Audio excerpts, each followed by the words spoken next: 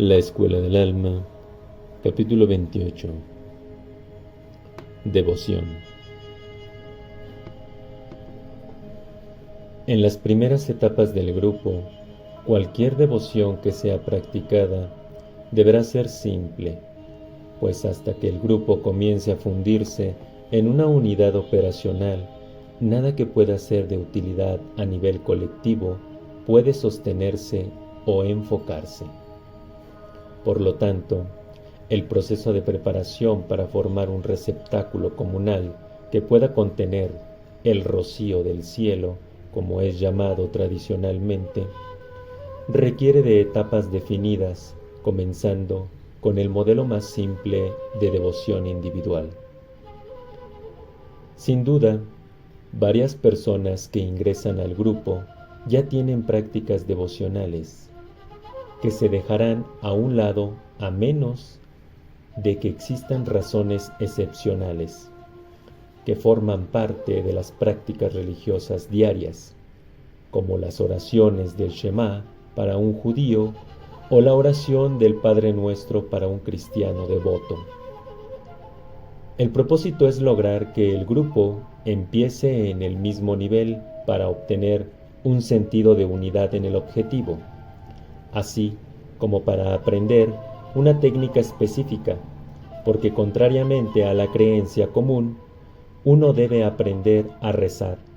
La mayoría aprendemos la forma externa de la oración por imitación. Las palabras del servicio en la sinagoga y en la iglesia dejan de tener significado, lo que conduce a quien está en busca de Dios a indagar en cualquier otro sitio un medio verdadero para comunicarse con el Creador. Esta es la razón por la cual tantos occidentales profundamente religiosos se encuentran entre los grupos sufís o budistas y no dentro de sus propias comunidades judías y cristianas. Cualquier otro método practicado por el estudiante deberá ser descontinuado o conservado como práctica estrictamente privada. Mientras estén en el grupo, los estudiantes deberán seguir escrupulosamente la práctica que el tutor especifique para lograr un desarrollo sin distracciones. Lo primero que deberán aprender acerca del arte de la devoción es exactamente lo que el término devoto significa, es decir, el estudiante deberá desarrollar una conexión entre la tríada del sentimiento, Netzach, Hod y Yesud, y la tríada del pensamiento, Hod, Yesud y Malhut. Dichas tríadas, que trabajan para incrementar la capacidad de analizar y tener mayor sensibilidad ante los estados de ánimo de la conciencia ordinaria del ego, normalmente la tríada del sentimiento, con sus altibajos, influye en el ego, pero bajo la disciplina y una dirección guiada, puede volverse el agente por medio del cual el ego contacta los mundos internos de forma muy distinta de una respuesta inconsciente ante lo que sucede más allá del umbral de la psique, pues bajo la dirección, la atención puede revertirse de manera que la voluntad manda sobre el ego, en vez de que éste se vea dominado por estados mentales rítmicos o distantes, como la melancolía de lunes por la mañana o la sensación de profunda depresión por algo que sucede en el inconsciente. Entrenar la tríada del sentimiento toma tiempo, ya que es la más inestable de las tres tríadas que rodean al ego. Primero deberá enseñársele a quedarse quieta, como al caballo sin domar, antes de ponerle las riendas. El entrenamiento se logra trabajando desde las otras tríadas, que soportan y contienen esa función volátil. A la tríada activa se le da la tarea de permanecer en la misma posición física, como algunas tradiciones que usan algunas posturas o ejecutan movimientos específicos, como las vueltas de los derviches que giran sobre el eje del dedo gordo del pie.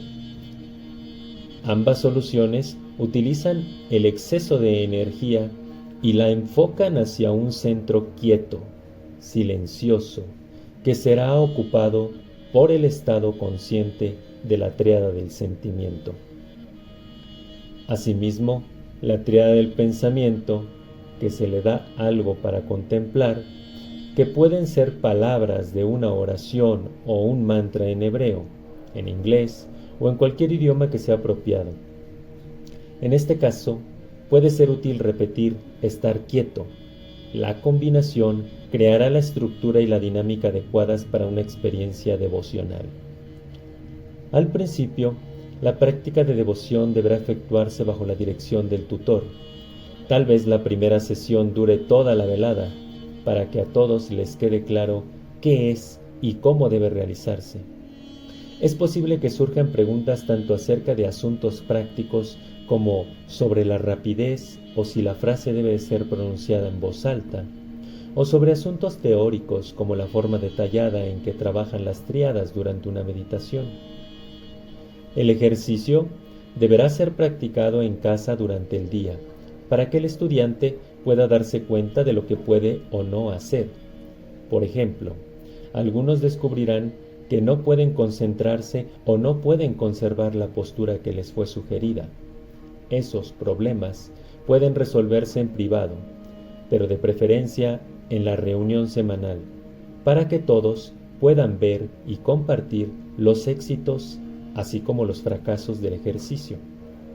La interacción es muy importante, ya que de tal manera la persona no solo se da cuenta de que no está sola, tanto en sus dificultades como en sus avances, sino que aumenta la reserva comunal de la memoria del grupo, vital por ser un organismo vivo.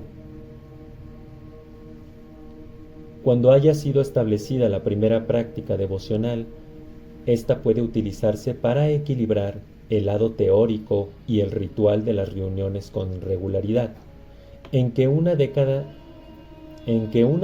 3 sesiones se dedique a la devoción o en ocasiones cuando haya mayor inclinación hacia lo intelectual o lo corporal. Dedicar 10 minutos de meditación tras un intenso periodo de trabajo intelectual o físico trae consigo una dimensión refrescante y despejada y despeja cualquier negatividad acumulada en la atmósfera. Algunos grupos tienen una reunión especial de devoción una vez al mes, mientras que otros dedican una parte de cada reunión para meditar. Depende de las necesidades del momento y de la tendencia de los miembros. Por ejemplo, algunos grupos interesados en la contemplación tendrán solo un corto periodo devocional antes de entablar la conversación. Sin embargo, en tales casos es recomendable no minimizar la práctica devocional para no trastornar el equilibrio y el grupo no se convierta solo en una sociedad de debate que hace algo de trabajo práctico. El sentimiento también deberá estar presente. Conforme el grupo madura, la práctica devocional puede ser elaborada. Con esto decimos que la profundidad de las técnicas de meditación se incrementa, pero no solo en su forma externa, como comúnmente sucede.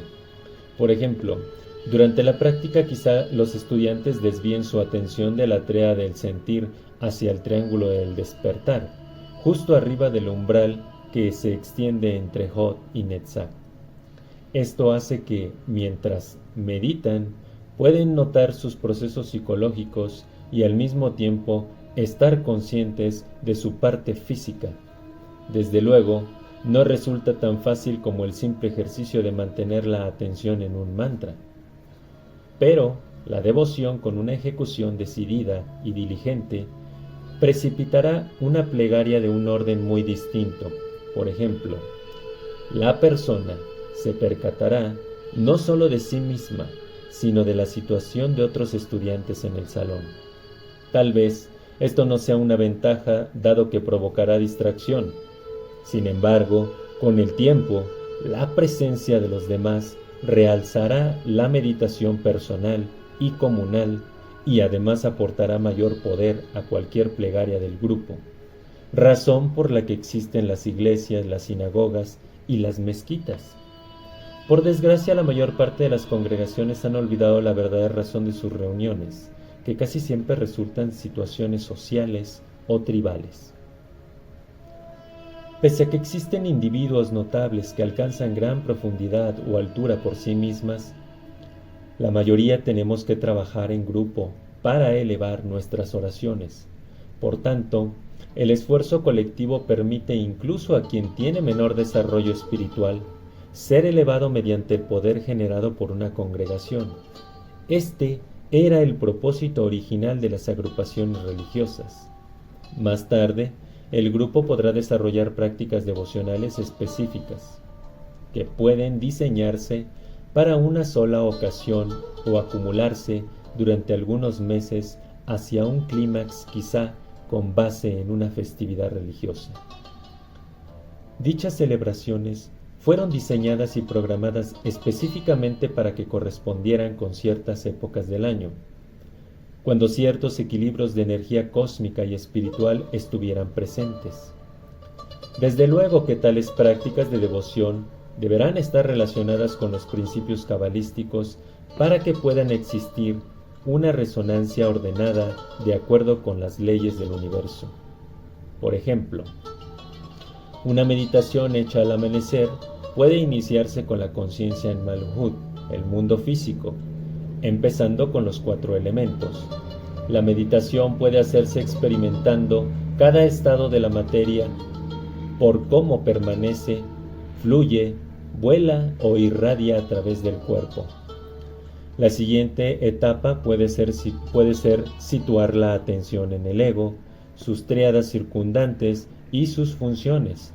Después, el estado del despertar en la psique inferior y el cuerpo fueron someramente observados antes de ir al lugar del ser, desde donde uno puede ver su vida completa, así como el momento presente, sentado de pie en compañía de un número de compañeros del sendero, mirando cómo el sol toca el horizonte.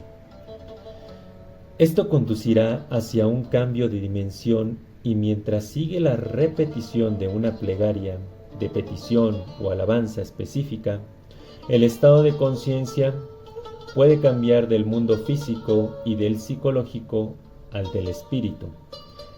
En este punto, debería conservarse la altura, manteniéndose en el corazón de la oración, frase o palabra que comenzarán a conducir a la persona hacia las regiones más elevadas del mundo de la creación, donde será permitido experimentar la luz de la divinidad o ser sostenida, mientras quienes se han ido retornan y comienzan a descender a la tierra en una secuencia ordenada. La profundización gradual de cada sesión de meditación deberá realizarse al unísono con el trabajo de la contemplación, para que los estudiantes puedan percibir cómo la teoría de la Kabbalah toma vida durante sus devociones. Con el tiempo, se darán cuenta de cuántas plegarias están cuidadosamente construidas con base en los principios espirituales, igual que varias festividades. Por ejemplo, los templos antiguos se revelan como oraciones plasmadas en piedra, cada nivel representado con círculos, cámaras o altares. Aún los fragmentos de oración que han llegado a nosotros pueden reconocerse como vehículos para la devoción basados en los mismos principios, aunque la modalidad sea por medio de un dios o de un mito. El conocimiento esotérico siempre ha acompañado a la humanidad, desde Enoch, el primer ser humano que llegó a realizarse completamente, trayendo hacia los mundos inferiores el cuerpo de conocimiento superior, transmitido a nosotros. Quizá las oraciones que nos son familiares desde nuestra niñez cobren un significado distinto a la luz de lo que se estudia y se practica en el grupo. Por ejemplo, la oración del Padre Nuestro de Joshua ben Miriam de Nazaret contiene el esquema cabalístico completo y la oración judía de la misma magnitud, el Shema, en sus palabras englobada, el contenido más profundo, cuando se traduce a escucha o despierta, oh Israel, o aquel que lucha con Dios. Yahvé es nuestro Dios, Yahvé es uno, es decir, la unidad única. Si las palabras de estas oraciones fueran sentidas en su totalidad, como fueron expresadas, entonces el devoto sería iluminado por la luz divina. Sin embargo, la mayoría estamos tan atados a la tierra que debemos usar la forma física para elevar nuestro nivel mediante el ritual, que es el camino de la acción, utilizado en conjunto con los caminos de la devoción y de la contemplación.